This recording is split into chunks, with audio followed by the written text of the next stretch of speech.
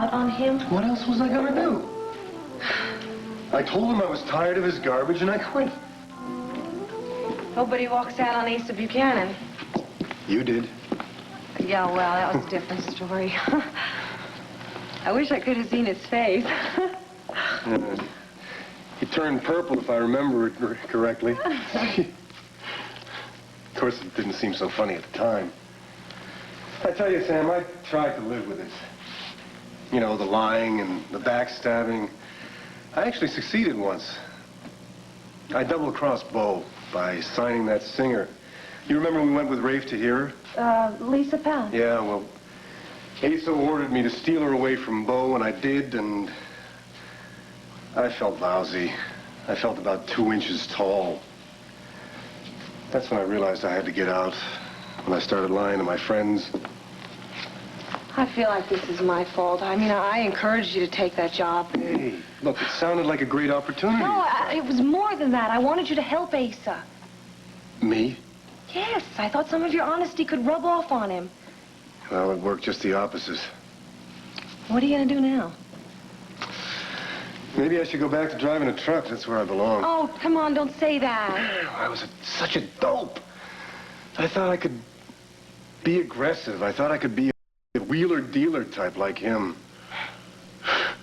What's so funny? No, I didn't mean to laugh. It's not funny. It's just that I really can't see you being like Asa Buchanan. Yeah, it's pretty unreal, isn't it? You haven't bought any 10-gallon hats in the last few days, have you? No, and I didn't learn how to ride a horse. Did you try his chili? Oh, that was terrible. Oh, Give me know. pasta vajol any day. I'll give you your old job back if you want it. Thanks, Sam. I really appreciate that, but I can't go back to the health club. I loved working there, and I really loved working with you particularly, but I gotta make a step forward, you know? Where are you gonna go? Unemployment? There was one time, well, you're not gonna believe it, but I'll tell you anyway. He hired this entire string quartet to play, well, just for the two of us while we had dinner together. I don't believe it. I do. Just because I told him I used to play the violin when I was a kid. Did he enjoy it? Oh. The music? No. He sat there squirming the whole time. He tried to like it, though. Listen, it's enough of the Asa stories. I don't want to overdo it, okay? You want to save it for another night, huh? Yeah. Thanks a lot for doing this. We're doing what? For, helping me to laugh about him. Oh, listen, anytime. Okay. Hey, the pizza. Terrific. No, this is my treat. Don't you dare. Oh, I should come here more often. Yes, you should. Hello. What are you doing? You got a large pie here with extra cheese, pepperoni, and mushrooms? Yes. That's $6. $6, okay. Here we go. Keep the change. Thank you. Sure. Oh, can you get that? Sure. Hey, it smells great over here. Yeah. Hello. Hello. Who's this? Marcello. What are you doing there? Never mind, let me speak to Sam. It's Asa. What does he want? You better ask him. I'll trade. Thanks. Yes, Asa. Oh, Sam, honey, it's real nice to hear your voice. Okay. Look, I know you got company, so I'm gonna keep it short. I just wanted to tell you some of your qualities finally rubbed off on me. I'd be kind of late, but as they say, better late than never. I want to thank you for that. You're welcome, Asa. One more thing. I'm working on a reconciliation with Bull. A couple of days, we're going to be like father and son again. I mean, you can bet on that. I'm glad, Asa. Well, you get back to your company and have a good time, Sam. Good night.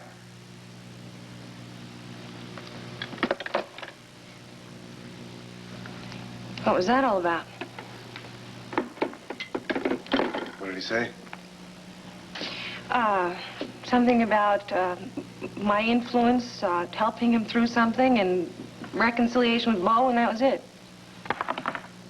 Well, maybe he just wanted to talk and then got embarrassed about it. He is so lonely. I feel so sorry for him. Sam, that's exactly what he wants, you know. He's still trying to get you back.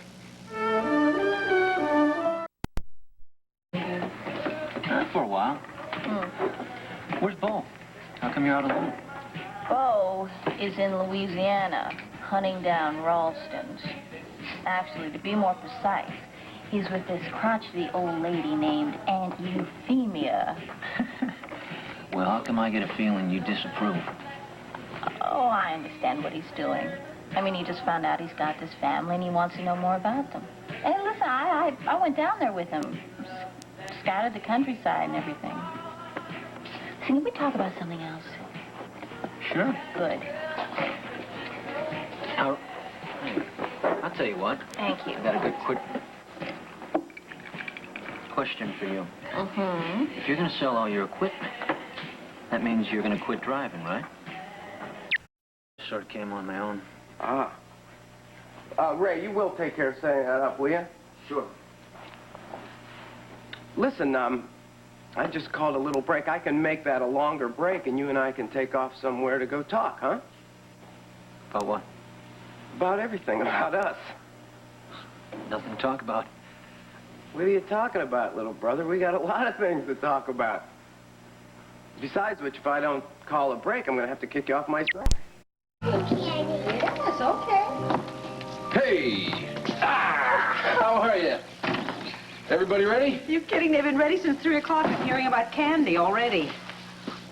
Now, boys, Kevin, honey, do me a favor. Go upstairs, get your sweater, okay? They're on both your beds.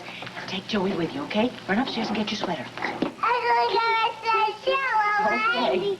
Huh? Can I have cotton candy? You bet your boots you can have cotton candy. Oh, boy. Come on, then. Go upstairs. Take Joey with you. And come right back down when you have your sweaters. All he's talking about is candy, candy, candy. Do you know something? I think I'm as excited as they are. Well, that's good. Yeah. Oh, before we get all carried away here, what are the ground rules? Now, are they allowed to have all the popcorn and candy they can eat? Well, I think you'd go broke if we did that. But Joey's pretty good. Kevin has a loose front tooth, and I want the tooth fairy to get it. So, okay, no caramel apples for him. Yes, Mom. Yes, Mom. Oh, and too much hot chocolate gives him bad dreams. Yes, Mom, I got it. Oh, let's just forget about it. Have a real good time. Now you're talking. Boys, do you have your sweaters? Yeah. Yeah. Well, come on downstairs then. Do you know something? I love the trapeze act so much. When I was a little girl, I just wanted to get on a trapeze and go fly high in the sky. Oh, yeah? Not me. I wanted to be a clown. You did? Yeah, with a big polka dot tie and a flower that squirt water at you. I sort of figured you for the lion taming sort. Here they are. Oh, what you don't know about me. Hello, fellas. All right, Okay. we're going to the circus. Okie dokie. Ready? Go ahead. Go ahead. Kevin, let me just get my purse. Right here. And we're off. Okay. Off we go. Well, I don't know about you, but the boys and I had a great time. Let's do it again tomorrow. You'd have to carry me home. Can I have me some tea or hot chocolate? No. I have plenty right here on my shirt. Oh, I'm sorry Joey did that to you. I'll have it clean. You sure smell nice. Do I? Must be a combination of straw and popcorn. Well, you smell of chocolate. Oop, hold still. What is it? Must be a battle trophy. Joey got us both. I sure like being close to you. I'm going to have a talk with Edwina tomorrow. It's time we both admit it. Admit what? Well, Edwina and I, we have a nice time together, but I'm not in love with her, and she's not in love with me. She knows it. I know it. Why would you tell me that? Vicky, isn't it obvious? No, it's not. I mean, we had a nice time last night, and we had a nice time tonight, and that's no reason for you to stop seeing Edwina. Did I say it was? No, I'm sorry. I'm jumping to conclusions. I'm sorry. Yeah, we do that a lot, don't we? Clint, can't we just say that we had a really nice time tonight and leave it at that? Vicky, what I'm trying to tell you... Please don't say any more. Please. It's very late, and I have to make sure the children are asleep.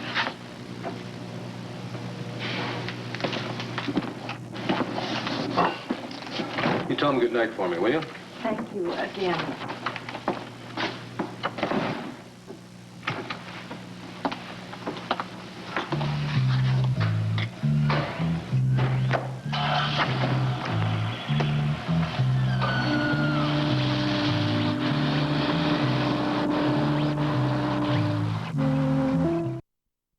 Great. I mean, I've never seen any screen tests before, but if I were the director, I would have hired you on the spot. I didn't look too nervous. Are you kidding? I mean, I believed everything was happening to you. I didn't, you know, it didn't even look like you were acting. Good, good. Now all I can do is wait, right? Rudy Lavasso is flying in this afternoon. That's what Kyle told me, and he has the last word on my test. Who is this Rudy guy? I mean, what's the big deal about him? I didn't like his TV show. I thought he was terrific. He was full of life. He was cute and funny. I was upset when they canceled it. Well, it was about time. I mean, the guy was a high school junior for 10 years, and in all that time, he never even learned to act. Come on, aren't you excited about this? I mean, we're going to get to meet him. I might even get to act with him. Well, I am excited for you, Cass, because I know how important it is. But this whole thing with Marco's movie, it turns me off. I mean, it's so commercial. I guess that's where this Rudy guy comes in. But it's like Marco's selling off right off the bat. Now he's selling out. I don't think you're giving Marco a chance. I bet if you asked him, he would give you work in this movie. But I already have a job in the health club. This would be more than a job. This would be something that you could commit yourself to. I mean, you can't spend your whole life going from one job to the next, never staying in one place. I've just never found anything worth tying me down for. Or anyone. Is it different now? Well, I could stick around for you. Stick around? Yeah, till you got older, you know. I can't help my age. Listen, Cass, I know that, but let's face it, I'm 5 years older than you. I'm practically robbing the cradle. You think you're really funny, don't you? Hi, Gary. What do you say? Yep, and I saw your screen test. It was terrible. No, you were wonderful. Didn't I tell you? Oh, it was really okay? No, it wasn't okay. It was brilliant. You're gonna get the job, Cassie. I can just feel it. Oh, it's gonna be great. Oops. Actually, working with Rudy Lavasso. When will I know for sure? Well, it depends. I mean, Marco's fallen way behind schedule. He was supposed to meet with Rudy today, and we couldn't find him. Why not? Well, just between the three of us, I think he's found some trouble. Oh, you with the DA. Yeah, I think this request for questioning is just the beginning. Well, how do you know? Well, I heard people talk, as the production crew was talking about. That's just gossip. I don't believe this. I don't believe this. He stole our article. This is word for word what I wrote. Complete with your byline and my credit for the investigation. Where did he come off doing this? I didn't give him permission. Vicky, you showed him the piece. I showed him the article so that he would be forewarned, so he wouldn't be shocked when we printed it. Well, you took the risk of letting him scoop us. He knew we were going to publish. This is not a scoop. This is larceny. Not to mention the violation of the copyright laws and anything else my lawyers can think of. Joanne, get me Marie Sorensen right away. You're actually going to sue Clint Buchanan. You bet I am. I'm going to sue him. I'm going to sue the Chronicle. I'll sue them together or separately. Any which way the lawyers can set it up. For copyright infringement or plagiary or whatever it's called. Look, Vicky, I'm not denying that Clint cribbed your story. He didn't crib it. He stole it. And he printed it verbatim in his newspaper. You showed it to him. You actually handed him the copy. Clint is a competitive newspaper man. There's no way he wasn't going to take advantage of that situation. Are you justifying what he did? No, I am simply trying to explain Clint. Look, plagiarism or not, you must admit this is a master stroke on his part. The whole city's going to be talking about it. He's going to sell thousands of papers. That's right, he is. And so is the Banner when I hit back with a counter lawsuit. And I'll play it to the hilt. Page 1 headlines. Edwina, he has finally given me the ammunition to shut down the Chronicle. Aren't you being just a little bit vindictive? I don't think it's vindictive to get angry when someone steals something from you. I don't understand why you showed it to him in the first place. I told you, Edwina, I wanted to give him fair warning. Maybe. Maybe you were trying to ingratiate yourself with him. How dare you say that? I don't understand why you get so angry when I suggest it. I really don't know why you would imply that, unless you were speaking out of jealousy, and I don't know why we're talking like this at all. We're supposed to be on the same side. Of course we are. Look, I'm going to go back to my apartment, finish the story I've been working on. I will send you a copy before deadline. Thank you. And by the way, Edwina, I don't think I need to tell you that you shouldn't say anything to Clint or anyone about what my intentions are. Fine. That's the way you want it. Yes, that's the way I want it.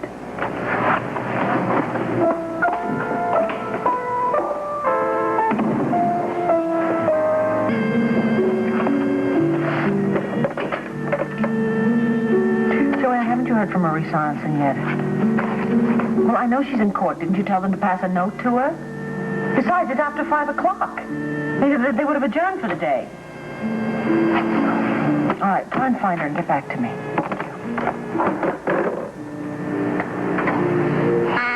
Oh, good. What? No, I don't want to see Dory, and you get rid of her. I don't care what she's... Sorry, Vicky, I don't care what you are doing. You have to talk to me. What do you want? Whatever possessed you to do this? Oh, Dorian. I didn't do this. Clint did this. It's his newspaper, not mine. That's the story you wrote about Darrell Simon, isn't it? It sure is. Word for word. Mine. Besides that, he put my byline on it. Wasn't that sweet of him? How did Clint get a hold of the story? I gave it to him. You gave it to him? I gave it to him to read so he would be forewarned. I'm sorry, dear. You are really in over your head. This is going to hurt your feelings, but I don't care. I owe this to your father's memory and to the high standards that he set for this newspaper. I'm going to call a meeting of the board of directors and demand your resignation.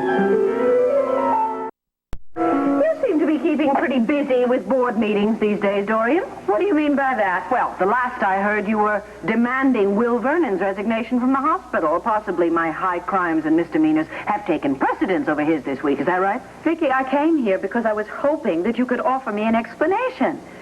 Perhaps somebody purloined the story from you. Or Clint Buchanan got it by subterfuge. No, I told you the absolute truth.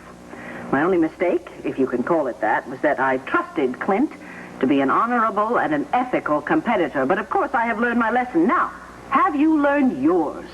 Me, I'm sorry, but I don't see that I have anything to do with this. Wasn't it you who submitted the Darrell Simon series for the Barclay Award in the first place, without once checking his sources, without even bothering to obtain the most routine confirmation of his claims and assertions? Clint should have checked the story before he printed the articles. Yes, he should have, and I think he would agree with you on that. I would like to make a suggestion. If you would like to avoid looking like a fool, then I think you should hold your fire where my resignation is concerned, at least until tomorrow morning after you've read the banner. I have a lot of surprises for everyone, including Mr. Clint Buchanan. I certainly never expected to find you here. How are you? How am I? I am outraged by your behavior, by your total lack of professional ethics. Now, hold on just a minute. You gave me that copy. I published it.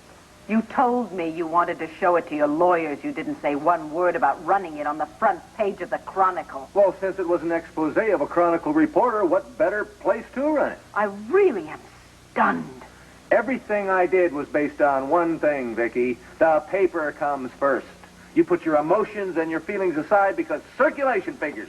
That's what counts. Clint, what happened to your morals and your ethics? Well, I sold one heck of a lot of newspapers this afternoon. And tomorrow, when you fire back at me from the front page of the banner, you'll sell a lot of newspapers. And then the circulation of both papers will go right through the roof. That's what you wanted, isn't it? You will excuse me, I'm going into the bedroom.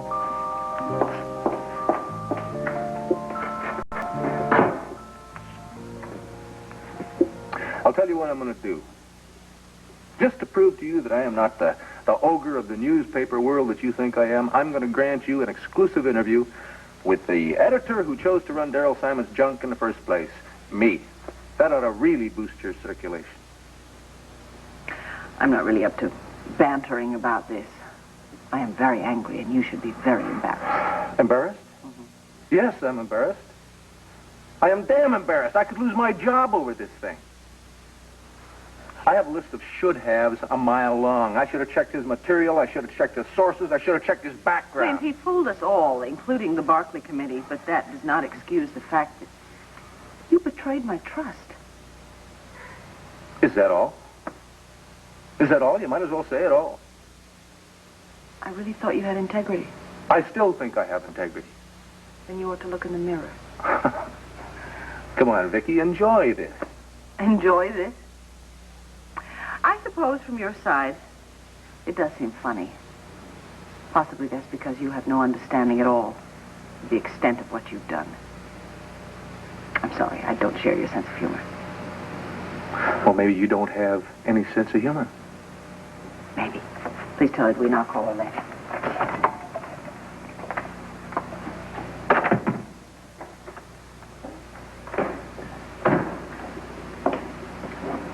I didn't miss much. The walls aren't very thick. Sorry, Clint. Yeah. So am I. I called you because I need your help as a doctor and as a friend. Well, I'll do whatever I can. I always thought I was very good at analyzing everything, but I cannot figure out what's going on inside of me now. What do you feel? I feel afraid and I feel anxious. Do you know what it's about? No. I do know that I'm ruining my life, and I don't know why. What specifically is troubling you, Vicky? I keep having dreams that I'm running out of time. Can you tell me about one? Mm-hmm. Last night, I dreamt that I was running, and I stumbled, and when I looked up, my father was standing over me, shaking his head. Did he say anything to you? No, he wouldn't. I kept trying to get him to say something, but he wouldn't. I kept saying, please tell me what to do. Do about what? Oh, I guess about carrying on his work. I sort of feel that I'm very much like Georgina Whitman, that we're in the same dilemma. Because she's also trying to carry on her father's work. Yes, both her father and my father ran out of time. Maybe that's why I got involved in her project, because I felt we had something in common. Well, there's certainly nothing wrong with trying to fulfill a promise to a parent. No, but it's not working. I'm doing what I think my father would want me to do, and I've never been more confused and unhappy in my life. Vicky, why don't you try to stand back and try to look at yourself the way a friend might look at you right now? I wouldn't know where to begin. Well, when I look at you, I see a woman who is the editor and publisher of a major newspaper, and I see a woman who takes her parenting very seriously, and I see a woman who's deeply involved in many, many causes. Sounds exhausting. I suspect it probably is. You see, you're so busy taking care of other people and helping other people that you don't take the time you need to be Vicky Riley, to find out who Vicky really is, what she wants. I don't think I can exactly take a vacation and examine my psyche. I'm not suggesting that. But you do need to reevaluate your goals. Maybe some of them are unrealistic. Maybe you need to drop some of your activities. Which one? Honey, have you ever asked yourself why you don't delegate more authority on the banner? I do. Well, I think it's very complicated, you know. I'm sure it's got a lot of responsibility connected with it, right? Yes, a lot. But there are excellent men and women on your staff who could share that responsibility with you. And that way, you'd have the extra time you need. Unfortunately, there's only one person who could do my job, and he's not in the running. Quint. Yes, the door is very firmly closed there. Vicky. Are you sure? Unethical, if not illegal, act. Rather than continuing to improve the quality of the Chronicle, Mr. Buchanan has chosen to return to his former technique of yellow journalism. I deplore his lack of moral leadership. This is strong stuff, Vicky. Well, I'm sorry, but it has to be. I wanted to be as blunt as possible without incurring a lawsuit, which is your department. I showed Clint a copy of our expose on Darrell Simon this morning, out of professional courtesy, I might add, just so he would be prepared. And he took it He walked out of here and then printed it word for word in this afternoon's edition of the Chronicle. But he acknowledged that you wrote the article. Oh, terrific. I never gave him permission to print anything. On top of that, he went and sold 500,000 copies of the Chronicle on the strength of my article. All right, all right. Why don't we take him to court? Why accuse him on the front page? Because that is the last thing he expects me to do. He thinks I'm going to handle all of this quietly and properly, and he's wrong. I am going to fight him out in the open, word for word, headline for headline. Not exactly the Banner style, is it? No, it's not. No, it's not. But he's gone too far this time, and now it's... We're on safe ground. I don't think he'd have a case for libel. Thank you very much. That's what I was hoping you would say. Jess, would you please run this down to the night desk and tell them it goes on tomorrow morning's front page? Sure thing, Mrs. Riley. Thank you. Oh, Mrs. Riley. Thought you should know the boys in the press room are behind you 1,000%.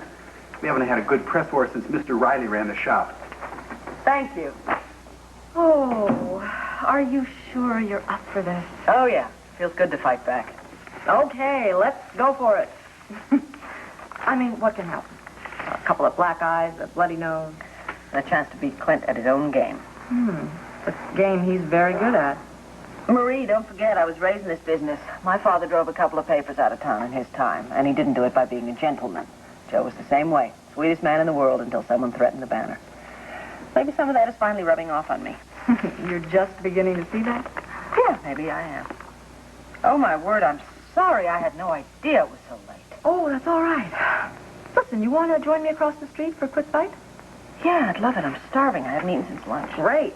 Okay, let me just make one call home. I better call them and tell them I'm still alive and on this planet. Sure, take your time. Oh, no, it's too bad about the Solaramite demonstration. From the looks of this photograph, that racing car went up like a torch. Yeah, thank God no one was hurt badly. I wonder if they'll scrap the whole project.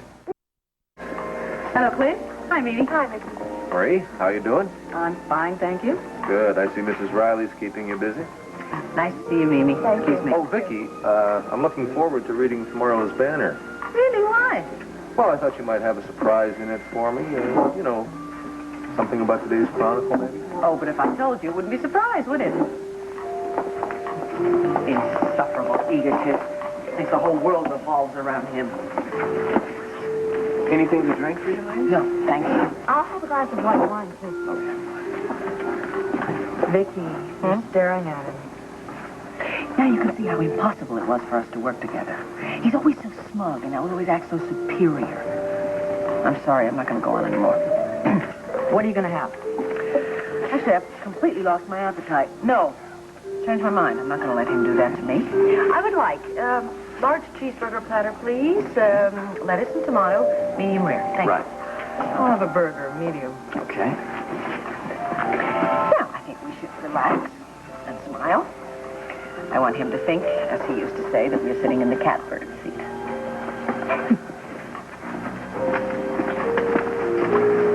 Look at her sitting over there like she just swallowed a canary. I think that's a very pretty outfit she's got on. Yeah, well, when she gets that prim and proper finishing school look on her face. You know, I can't believe I spent as much time at the Banner as I did. I don't know how I put up with that lady. Oh, come on, Clint. You love being around her. I'd love to wipe that smile off her face, I'll tell you that. But you love that smile, even though she makes you mad. Mimi, it's getting late. Maybe we should leave. No, wait. I have to do some research for my screen test tomorrow. You see, the scene is about these two people who are really very attracted to one another, but they just can't seem to get it together. The problem is that they live in the 31st century. You're pulling my leg. No, it has to do with modern-day problems and extraterrestrial travel and things like that. What's that got to do with research? Don't you see? It's very pertinent to what's going on between you and Vicky right now. Oh, her newspaper people. No. They don't have newspapers. They do everything through telepathy. Which is exactly the way that you and Vicky are communicating right now. I can just feel those vibrations bouncing back and forth. Would you mind if we change the subject? No, that's fine, sure. So, Clint, do you know if Ace is planning on coming to this audition tomorrow? I doubt it. He's out of town. Some emergency down at the ranch. Probably for the best. Scared enough without his being there. Don't you think it was awful mean of Bo to tell AC he never wanted to see him again? Oh, I don't know. I think he just wanted to make it real plain that they weren't going to be getting back together. Ah. There seems to be a lot of that type of sentiment going around.